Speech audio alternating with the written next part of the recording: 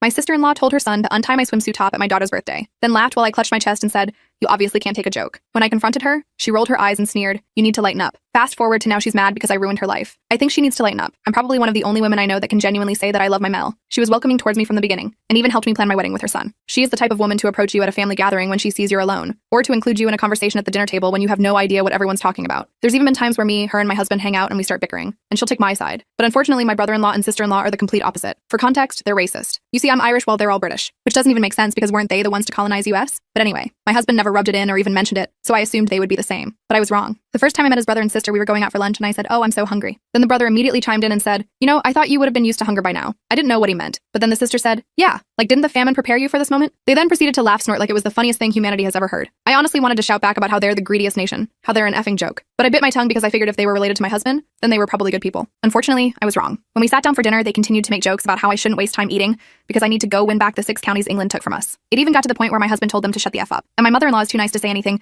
but she completely ignored them for the rest of the day. My husband spent the entire car ride home apologizing on their behalf. He told me that they had always been the type to gang up on people and bully them, but he genuinely thought that they had changed. After that, my husband promised that we would go low contact with them, and my mother-in-law promised to warn us if they'd be at any event in future. That's when I knew I had chosen the right man to marry. Before I continue, you should probably know that I was born and raised in the foster system, meaning my husband's family was all I had. Okay, now back to the story. Fast forward to a year later when our baby girl was born. I had no choice but to have my sister-in-law and brother-in-law in the birthing room, alongside my mother-in-law and husband. When labor started, my mother-in-law practically shoved them out of the room, and so my mother-in-law and husband were the one holding my hands when baby Isabella was born. She was so beautiful, and my mother-in-law practically became a live-in babysitter while we raised her. But one day, I couldn't call off work and my mother-in-law was sick. So in a moment of panic, I called my SEL. Even though I hated her, she had a kid of her own. So I figured that she would be prepared to take care of my baby well. She agreed, and I came home from work that day to a fully cleaned house with freshly cooked dinner on the table and a smiling Isabella. From there, our relationship began to be rebuilt. Because if you can make my baby girl happy, then you automatically gain 20 positive points in my books. By that point, Isabella was 5, while my SIL's son was 7, and my BIL's was 6. So they frequently hung out for playdates and sleepovers at our house, mainly because I always wanted my child to have the big family I never had.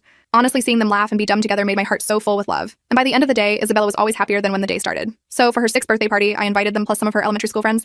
It was at the local water park, which was ideal. Kiddie pools, smaller slides, dozens of lifeguards. I thought my biggest issue would be making sure that they didn't run and fall on the poolside surface, but I was wrong. It happened when we were in the pool. I was working with my daughter on swimming, laughing as she tried to splash water on my face when I felt it. A tug of my strings of my top untying it. At this exact moment, Isabella began to swim away, and my instinct kicked in, and I extended my arms to bring her back. Next thing I knew, I had accidentally flashed the entire pool with my chest, full cherries out. I screamed and turned around, accidentally hitting the son of my SEL. This all happened in the span of 5 seconds. He screamed and all heads turned our way, and so I took him and Isabella out of the pool. Daniel, Sil's son's name. What happened? I'm sorry mommy told me to do it. She didn't tell me you'd get mad. Anger boiled my blood. Next thing I knew, people were coming up to me and telling me I should be ashamed of laying hands on a child, that I deserved to rot. Suddenly my Bill's son ran up to where we were standing and pushed over Isabella. Now I was livid. Dylan appeared out of nowhere, having heard the commotion from the snack bar. He took one look at Isabella crying, me clutching my top, and the crowd forming around us, and immediately knew something was wrong. I quickly told him what happened as he helped me get a towel wrapped around me. "Where's Emma?" he demanded, his face turning red with anger. I spotted her standing off to the side with Thomas, both of them smirking at my humiliation and my daughter's pain. Dylan marched over to them while I comforted Isabella. "What the hell is wrong with you two?" I heard him yell. "You got a 6-year-old to untie my wife's swimsuit? And you," he turned to Thomas, "told your kid to push Isabella on her birthday?" Emma rolled her eyes. "It was just a joke, Dylan. Lighten up. Your wife obviously can't take a joke, just like she can't control her temper around children." By this point, several parents were watching the scene unfold. Some looked confused, others judgmental. I felt like I was going to throw up from the humiliation. Martha had been in the bathroom during the incident, but she came rushing over when she saw the commotion. "What's happening?" she asked, immediately kneeling down to check on Isabella's knee. "Your children are what's happening," Dylan snapped. "They got Nathan to untie Siobhan's top and then Ethan pushed Isabella." Martha's face fell. She looked at Emma and Thomas with an expression I'd never seen before. Not just disappointment, but genuine shock. "Is this true?" she asked them. "We were just having a bit of fun," Thomas shrugged.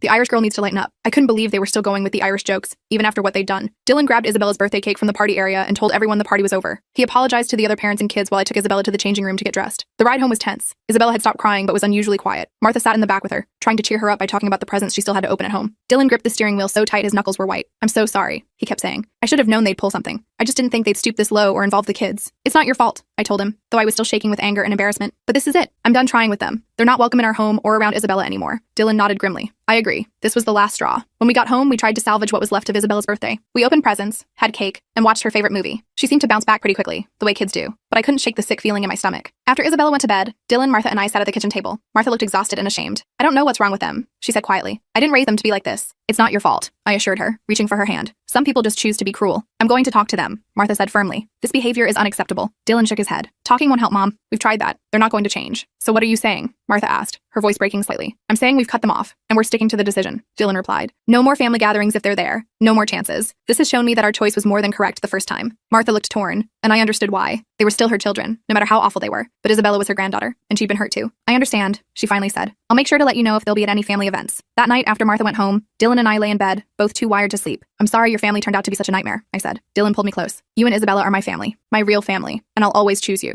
I believed him, but something told me this wasn't over. The look in Emma's eyes when we left the water park wasn't just smugness, it was hatred, and I had a feeling things were about to get much worse. I was right about things getting worse. The next morning, I woke up to 17 missed calls from Emma and a string of texts calling me an overreacting bitch who can't take a joke. I showed Dylan, who just shook his head and blocked her number from my phone. He did the same with Thomas's number too. I felt a weight lift off my shoulders, knowing I wouldn't have to deal with their bullcrap directly anymore. The morning light filtered through our bedroom curtains as I deleted the notifications, each disappearing message feeling like a small victory. But that relief didn't last long. 3 days after the water park disaster, I was getting Isabella ready for school when the doorbell rang. The sharp, insistent sound made me freeze. Something in my gut told me this wasn't going to be good. I opened it to find Emma standing there with Nathan, both wearing these fake A's smiles that made my skin crawl. Emma's hair was perfectly styled, her makeup flawless. The picture of suburban motherhood that I knew was just a facade. We came to apologize, Emma announced, pushing past me into the house before I could stop her. Nathan trailed behind, looking at the floor, his small shoulders hunched with discomfort. Dylan was already at work, so it was just me facing them. I crossed my arms and stayed by the door, keeping it wide open as a not-so-subtle hint. The cool morning air drifted in, raising goosebumps on my arms. Isabella's getting ready for school. We don't have time for this, I said, my voice steadier than I felt. Emma ignored me completely, walking around our living room like she was inspecting it. Her manicured fingers trailed over our family photos, lingering on one of Dylan and me on our wedding day. Nathan has something he wants to say to Isabella, don't you, sweetie? Before I could protest, Isabella came bouncing down the stairs in her school uniform, her backpack clutched in her small hands. She stopped dead when she saw Emma and Nathan, her smile disappearing instantly. The way her body tensed broke my heart. Isabella, honey, Nathan wants to say sorry for what happened at your party, Emma said in the sickly sweet voice that dripped with insincerity. Nathan mumbled something that sounded vaguely like sorry, while Emma beamed like she'd just solved world peace. Isabella just nodded awkwardly, her eyes darting to me for guidance. Great, now that's settled. I thought maybe we could have a playdate this weekend? Put all this nastiness behind us? Emma suggested, her voice lilting with false cheer. I almost laughed. The audacity was breathtaking. That's not happening, Emma. Isabella needs to get to school and you need to leave. I moved toward Isabella, placing a protective hand on her shoulder. Emma's fake smile dropped like a stone. Her eyes narrowed, and for a moment I glimpsed the real person beneath the polished exterior. You know, Siobhan, you're making a big mistake turning family against each other. Dylan might be blinded by whatever spell you've cast on him, but the rest of us see right through you. I grabbed Isabella's backpack and ushered her toward the door, my heart pounding. We're going to be late. Please lock the door when you leave. The morning sun felt too bright as we stepped outside, highlighting every detail of this uncomfortable moment. As I walked Isabella to the car, I heard Emma call out, "This isn't over, you know." Her voice carried across our quiet suburban street, making me wince. I drove to school with shaking hands, the steering wheel slick beneath my grip, then immediately called Dylan. He was furious and called Martha, who promised to talk to Emma again. But I had this sinking feeling that talking wasn't going to fix anything. This was just the beginning. I was right. Over the next few weeks, weird shit started happening. First, I noticed things in our house being slightly moved around. Nothing major, just enough to make me question my sanity. Like Isabella's favorite stuffed rabbit would be on a different shelf, or the family photos on our mantle would be rearranged. Small, unsettling changes that left me standing in rooms, second-guessing my memory. Then I started finding footprints in the garden under Isabella's bedroom window, distinct shoe prints pressed into the soft earth. Dylan thought it might be neighborhood kids cutting through our yard, but I wasn't convinced. The pattern was too regular, too deliberate. I started double-checking all our locks before bed, testing each window latch twice, the ritual bringing small comfort in the growing unease. The real kicker came about a month after the water park incident. I went to check the mail on a crisp autumn morning and found Isabella's favorite teddy bear, the one Martha had given her when she was born, stuffed inside our mailbox. It had been sliced open, the stuffing pulled out and scattered like snow across the bills and flyers. My hands trembled as I gathered the remains. I didn't tell Isabella. I told Dylan, who looked sick but still suggested it might be random vandalism. Random vandalism that specifically targeted our daughter's favorite toy? I asked, holding up the mutilated bear. Come on, Dylan, he sighed, running his hand through his hair. I know. I don't want to believe they'd go this far. I started keeping a journal of all the weird incidents, documenting dates, times, and details in a leather-bound notebook I kept hidden in my nightstand. Dylan thought I was being paranoid, but I needed to document everything, just in case. The growing collection of entries made a disturbing pattern even clearer. Then one Tuesday afternoon, Isabella came home from school acting strange. She was quiet during dinner, pushing her food around her plate instead of chattering away like usual. The scrape of her fork against the ceramic was the loudest sound in our kitchen. After Dylan went to take a shower, I sat next to her on the couch, the cushions dipping as I pulled her close. Hey, sweetie, is everything okay? Did something happen at school today? I asked, brushing her hair back from her forehead. She looked down at her hands, small fingers twisting together. Aunt Emma came to school today. My blood ran cold, a chill spreading through my body. What do you mean she came to school? She was at the office when we were coming in from recess. She told the lady at the desk she wanted to take me for lunch, but the lady said no because Aunt Emma wasn't on the list. Isabella looked up at me with worried eyes, wide and uncertain. Was I supposed to go with her? I pulled her into a hug, trying to hide how freaked out I was, my heart hammering against my ribs. No, baby. You're never supposed to go with anyone unless Daddy or I tell you it's okay, even if it's family. When Dylan got out of the shower, water still clinging to his hair, I told him what happened. He went white, then red with anger. He immediately called the school and confirmed that yes, Emma had shown up claiming she was there to take Isabella out for a special lunch. Thankfully, the school followed protocol and refused since she wasn't on our approved pickup list. That's it, Dylan said after hanging up, his voice tight with controlled fury. We're getting a restraining order. We filed a police report the next day,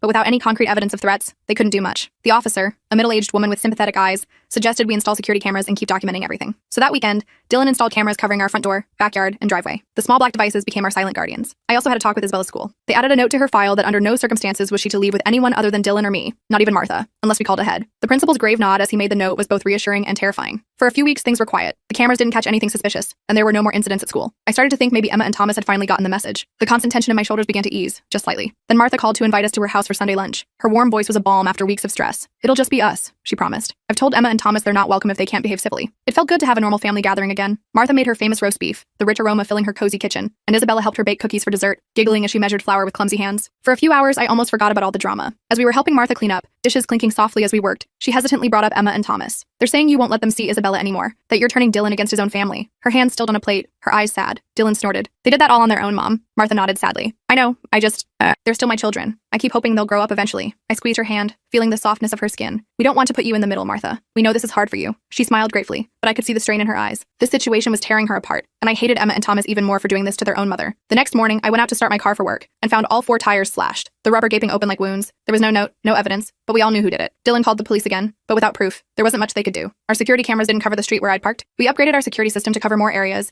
and added motion sensor lights that bathed our property in harsh brightness at the slightest movement. Dylan started checking in with me multiple times a day, and I did the same with him. We became hyper-vigilant about Isabella, never letting her play outside alone and changing our routines so they'd be less predictable. Martha was the only family member we still saw regularly. She came over for dinner at least once a week and often watched Isabella after school. I was grateful for her support, but I could tell the situation was wearing on her. She looked older, more tired every time I saw her, new lines etched around her kind eyes. About 2 months after the water park incident, Martha called to invite us to her house for her birthday dinner. "Emma and Thomas will be there," she admitted, her voice hesitant. "But I've made them promise to behave. It's my birthday wish to have all my family together without fighting." Dylan and I debated whether to go, sitting at our kitchen table late into the night. I didn't want to disappoint Martha on her birthday, but I also didn't trust Emma and Thomas as far as I could throw them. "We'll go," Dylan finally decided, his face resolute. "But we'll leave at the first sign of trouble, and Isabella stays with one of us at all times." The dinner was tense from the moment we arrived. Emma and Thomas were already there with their kids, and the fake smiles they plastered on when we walked in made my skin crawl. Martha had made a beautiful spread, the dining table laden with her best dishes, and we all sat down to eat with this horrible forced politeness hanging over everything like a storm cloud. It was during dessert, as Martha served her homemade apple pie, that Thomas decided to break the tension. "So, Siobhan, I hear you've been having car trouble lately. That's too bad." His smile didn't reach his eyes. I stared at him, fork suspended midair. "Yeah, it's almost like someone deliberately slashed my tires." He smirked, taking a deliberate bite of pie. "Well, you know what they say about paranoid people. They usually deserve what's coming to them." Dylan's fork clattered onto his plate. "What the hell is that supposed to mean?" Emma jumped in, her voice honeyed poison. "Oh, calm down, Dylan. He's just making conversation. By the way, Siobhan, it's amazing what kids will say if you tell them the right things, isn't it?" I felt sick, bile rising in my throat. Was that a threat against Isabella? I looked over at her, happily eating cake and oblivious to the tension, chocolate smeared on her cheek. "I think it's time we go," I said, standing up, my chair scraping loudly against the floor. "Martha, thank you for dinner. I'm sorry we can't stay longer." Martha looked devastated but nodded in understanding, her birthday celebration in ruins. As we gathered our things, Emma cornered me in the hallway, her body blocking my path. "You know, this little family you've built won't last," she hissed, her breath hot against my face. "Dylan will eventually see what a mistake he made choosing you." I pushed past her without responding, my shoulder bumping hers. We got Isabella into the car and drove home in silence, streetlights casting intermittent shadows across our faces. Once she was in bed, Dylan and I sat at the kitchen table trying to process what had happened. "They basically admitted to slashing my tires," I said, wrapping my hands around a mug of tea that had long gone cold. "And that comment about what kids will say. Dylan, I think they're planning to turn Isabella against us somehow." Dylan ran his hands through his hair, his frustration palpable. "I know. I just don't know what to do anymore. They're my siblings, but I don't even recognize them." The next morning, we found our house had been egged overnight, yellow slime dripping down our windows and front door. Our security cameras caught 2 figures in hoodies, but their faces weren't visible in the grainy footage. The day after that, strange letters started appearing in our mailbox, threatening vulgar notes with no signature, the words cut from magazines in a disturbing collage. I added them to my growing file of evidence, the folder bulging with proof of harassment. Then came the call from Isabella's school that made my blood run cold. Someone had called pretending to be me, saying Isabella needed to be released early for a doctor's appointment. Thankfully, the school secretary recognized that the voice didn't match mine and refused. When the caller got angry, they hung up and called me to verify. I was shaking as I picked Isabella up from school that day, my knuckles white on the steering wheel. Someone had tried to take my child. I knew in my gut it was Emma, but I couldn't prove it. The thought of what might have happened if the secretary hadn't been so diligent haunted me. That night, Dylan and I made a decision. We called Martha and asked her to come over. When she arrived, her face lined with worry, we sat her down and laid everything out. The slashed tires, the egging, the threatening notes, and now the attempt to take Isabella from school. "We need you to choose a side, Martha," Dylan said gently, taking his mother's hands in his. "We love you, but we can't keep putting Isabella at risk." Martha looked heartbroken, tears welling in her eyes. "They're my children, Dylan. All of you are. I can't choose." "Then we have to," I said, my voice firm despite the ache in my heart. "We're cutting off all contact with Emma and Thomas. Completely. And if that means we can't see you either because they'll be around, then that's what has to happen." Tears streamed down Martha's face, carving paths through her makeup. "Please don't do this. I'll talk to them again. I'll make them understand." Dylan took her hand. "Mom, you've been trying to make them understand their whole lives. It hasn't worked. We have to protect our daughter." Martha left that night still crying, and I felt terrible. She was the only mother figure I'd ever had, and pushing her away felt like cutting off a limb. But Isabella's safety had to come first. The next few weeks were quiet, too quiet. No more vandalism, no more strange incidents. I should have been relieved, but instead, I felt like we were in the eye of a hurricane, waiting for the next wave to hit. It came in the form of rumors spreading around our community. Parents at Isabella's school suddenly became cold toward me, conversation stopping when I approached at pickup time. I overheard whispers about how I was isolating Dylan from his family, how I was unstable and dangerous. Someone even suggested I had been investigated by child services. Dylan confronted one of the dads at Isabella's soccer practice, who admitted Emma had been telling people I had a history of violence and mental illness, that I was manipulating Dylan and poisoning Isabella against her family. I was furious and heartbroken. These lies could affect Isabella's friendships, our standing in the community, even my job if they spread far enough. I added it all to my documentation file, which was getting thicker by the day. Then one evening, about 3 months after the water park incident, Dylan got a call from Martha. He put it on speaker so I could hear. "Dylan, it's Emma," Martha sobbed, her voice crackling through the phone. "She's in bad shape. She got fired from her job and Nathan's having problems at school. The family is falling apart without you. Please, can't you find it in your heart to forgive her?" I watched Dylan's face, saw the guilt and conflict there. He loved his sister once, before all this madness. Part of him wanted to help her. "Mom," he said gently, "Emma brought this on herself. We didn't want any of this." "But she's your sister," Martha pleaded. "Family forgives." After he hung up, Dylan looked at me with tired eyes. "What do you think?" I took his hand, feeling the warmth of his skin against mine. "I think Emma is manipulating your mom to get to us. Remember what she's done, Dylan? The water park humiliation, the slashed tires, trying to take Isabella from school, spreading lies about me. Would a person who's genuinely sorry do all that?" He nodded slowly. "You're right. I know you're right. It's just hard." "I know," I said, leaning my head on his shoulder. "I wish things were different too." 2 days later, I was home alone with Isabella when someone started pounding on our front door. Through the security camera, I saw Emma standing on our porch, looking disheveled and angry, her hair wild and her makeup smeared. "I know you're in there," she screamed, her voice distorted by the camera's speaker. "Open the door, you Irish bitch! You've ruined everything!" Isabella looked up from her homework, eyes wide with fear. "Mommy, why is Aunt Emma yelling?" I guided her upstairs to her room, my arm protective around her shoulders. "Aunt Emma is having a bad day, sweetie. Stay up here and finish your homework, okay? I'll handle it." I called Dylan, who said he was on his way home, then called the police. Emma was still screaming and pounding on the door when they arrived, her fists making the wood rattle in its frame. I watched through the window as they talked to her, as she gesticulated wildly and pointed at our house. Eventually, they escorted her to a patrol car and drove away, the red and blue lights flashing across our living room walls. When Dylan got home, we went to the police station to file for a restraining order. This time, with Emma's public meltdown and all our documented evidence, they granted it. Thomas was furious and started posting lies about us online, but it backfired when several neighbors who'd witnessed Emma's meltdown defended us. The restraining order seemed to be the wake-up call Emma and Thomas needed. The harassment stopped. No more vandalism, no more strange incidents, no more rumors. We still kept our security measures in place, but for the first time in months, I started to relax. Martha still saw Emma and Thomas, but she respected our boundaries and never brought them to events where we would be present. It was an uneasy peace, but it was peace nonetheless. 6 months after the water park incident, we had Isabella's 7th birthday party at home. Just a small gathering with her school friends and Martha. No drama, no chaos. Just a normal, happy celebration. As I watched Isabella blow out her candles, surrounded by friends and genuine love, I realized we'd made it through the storm. That night, after everyone had gone home and Isabella was asleep, Dylan and I sat on the porch swing, his arm around my shoulders. The gentle creaking of the chains matched the rhythm of our breathing. "I'm sorry my family turned out to be such a nightmare," he said, echoing what I'd said months ago. I leaned into him, breathing in his familiar scent. "Not all of them. Martha is amazing. And you're pretty okay too, I guess." He laughed, kissing the top of my head. "We're going to be okay, aren't we?" I nodded, watching the stars appear in the darkening sky, pinpricks of light in the vast darkness. "Yeah, we are." I didn't know then that our troubles with Emma and Thomas weren't completely over, that there would be one final confrontation that would change everything. But in that moment, with Dylan's arm around me and Isabella sleeping safely upstairs, I believed we could handle whatever came next. I was right about our troubles with Emma and Thomas not being completely over. The peace lasted about 3 months after Isabella's birthday party. I started sleeping better, stopped jumping at every noise, and even took down some of our security cameras, though Dylan insisted we keep the main ones up. Life was getting back to normal, or whatever passes for normal after all that drama. Then one afternoon, I got a text from Martha asking if she could stop by. She showed up looking nervous, fidgeting with her purse strap as she sat at our kitchen table. I made her tea, noticing how her hands shook slightly when she took the mug. "Emma and Thomas want to apologize," she blurted out. "For real this time. They've been going to therapy and they realize how terrible they've been." I nearly choked on my own tea. "Martha, we've been down this road before." I know," she said, her eyes pleading. "But they seem different now. Emma's even stopped drinking. They want to meet somewhere public, just to talk." I told her I'd discuss it with Dylan, but I already knew what his answer would be. Sure enough, when he got home from work and I told him, he laughed so hard he had to sit down. "Absolutely not," he said, wiping his eyes. "They can apologize by continuing to stay the hell away from us." Martha kept pushing over the next few weeks. She'd drop little comments when she came over to see Isabella, about forgiveness, about family, about how Emma was really changing. I felt bad for her. She was stuck in the middle, loving all her children but watching them refuse to be in the same room. Then one Saturday morning, Dylan got a call from Thomas. He almost didn't answer, but curiosity got the better of him. He put it on speaker so I could hear. "Dylan, it's me," Thomas said, his voice different than I remembered, less smug, more subdued. "I know you probably don't want to talk to me, but I need to say something." Dylan didn't respond, just waited. I fucked up. We both did. Emma's worse than me, but I went along with everything, and that makes me just as bad. He paused, and I could hear him taking a deep breath. "I'm sorry. For the water park. For the harassment. For all of it. I was a racist a-hole to Siobhan from day one, and there's no excuse for that." Dylan looked at me, eyebrows raised. I shrugged, not sure what to make of this. "Why now?" Dylan finally asked. "My wife left me," Thomas said flatly. "Took Ethan with her. Said she couldn't be married to someone who would terrorize his own family." Hearing it put that way, it was a wake-up call. After Dylan hung up, we debated whether Thomas was being sincere. It sounded genuine, but we'd been fooled before. We decided to keep our distance, but not slam the door completely shut. A week later, I was grocery shopping when I literally ran carts with Emma in the produce section. My heart immediately started racing, and I looked around for the nearest exit. But Emma looked different. Her usual perfect appearance was gone, replaced by messy hair and no makeup. She looked smaller somehow. "Siobhan," she said, her voice quiet. "I know you have a restraining order. I'll leave.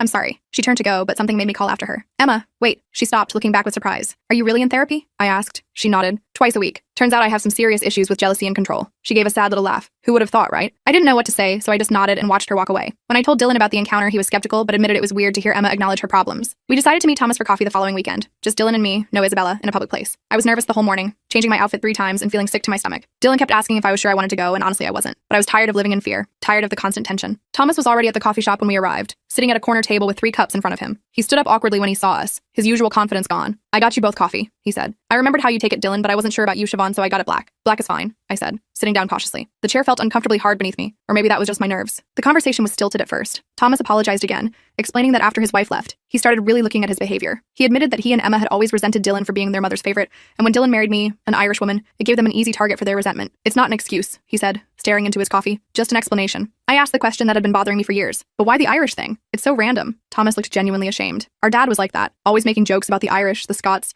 anyone he considered beneath him. We grew up hearing it, thought it was normal. He shook his head. I don't want Ethan growing up thinking that kind of hate is okay. By the end of the coffee, I wasn't ready to forgive Thomas, but I believed he was genuinely trying to change. Dylan seemed to feel the same way. We agreed to a trial period. Occasional supervised visits with Isabella, always in public places, always with both Dylan and me present. Emma was a different story. Thomas told us she was still struggling, still angry at times, but working on it. We weren't ready to see her yet, and Thomas understood. The first meeting with Thomas and Isabella was at a park. Isabella was wary at first, hiding behind my legs, but Thomas had brought a kite and soon they were running around trying to get it airborne. It was strange seeing him act like a normal, decent uncle. Martha was overjoyed that we were giving Thomas a chance. She came to many of our meetings, her face glowing as she watched her son and granddaughter play. I could tell she was hoping we'd eventually include Emma too, but she didn't push it. 3 more months passed with these careful, limited interactions. Thomas continued to show he was changing. He stopped making racist jokes, started asking thoughtful questions about Irish culture, and always respected our boundaries with Isabella. Then one day Martha called in a panic. Emma had been in a car accident and was in the hospital. She wasn't critically injured, but she was asking for Dylan. You don't have to go, I told him, but I knew he would. Despite everything, she was still his sister. Dylan went alone the first time. He came back looking thoughtful, telling me Emma had been different, humbled, quieter, genuinely remorseful. I wasn't convinced, but I agreed to go with him the next day, leaving Isabella with Martha. Walking into Emma's hospital room was surreal. She looked small in the bed, her face bruised from the airbag. When she saw me, tears immediately filled her eyes. I didn't think you'd come, she said. I almost didn't, I replied honestly. Emma didn't make excuses. She didn't try to minimize what she'd done. She just apologized, over and over, her voice breaking. The accident had been a wake-up call, she said. She'd been drinking again, driving when she shouldn't have been. She could have unalived someone. I've been so angry for so long, she said, wiping her eyes. At Dylan for being mom's favorite. At you for being the kind of person I know I should be but aren't. At myself for being such a horrible person. I didn't know if I believed her, but the Emma I knew would never have admitted to being anything less than perfect. This vulnerability seemed real. We started including Emma in our meetings with Thomas, always in public, always carefully monitored. She was awkward with Isabella at first, clearly unsure how to act around a child she tried to hurt, but Isabella, with her incredible capacity for forgiveness, eventually warmed up to her. It wasn't all smooth sailing. There were times when Emma would say something that set off alarm bells, or when Thomas would make a joke that crossed a line. Each time, Dylan and I would pull back, reduce contact, make it clear that their access to our family was conditional on their behavior. About a year after the water park incident, we invited Thomas and Emma to our house for dinner. It was the first time they'd been in our home since everything happened. Martha came too, her face a picture of happiness as she watched her children sitting at the same table without fighting. After dinner, while Dylan and Thomas were washing dishes and Martha was playing with Isabella in the living room,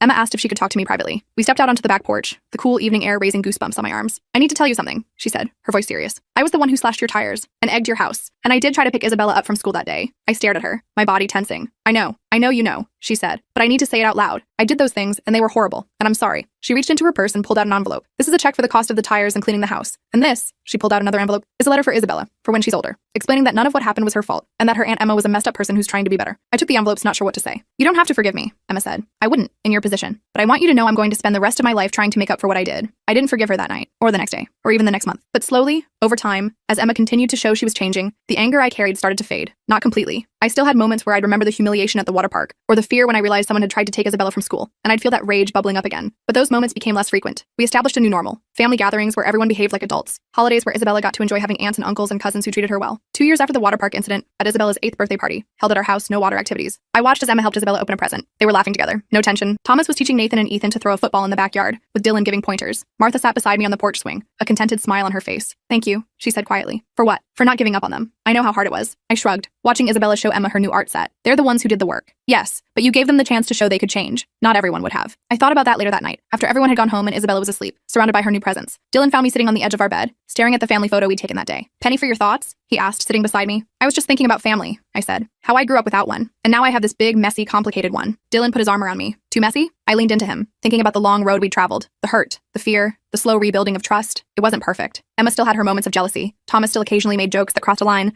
but they were trying, really trying, and that counted for something. No, I said finally, just the right amount of messy.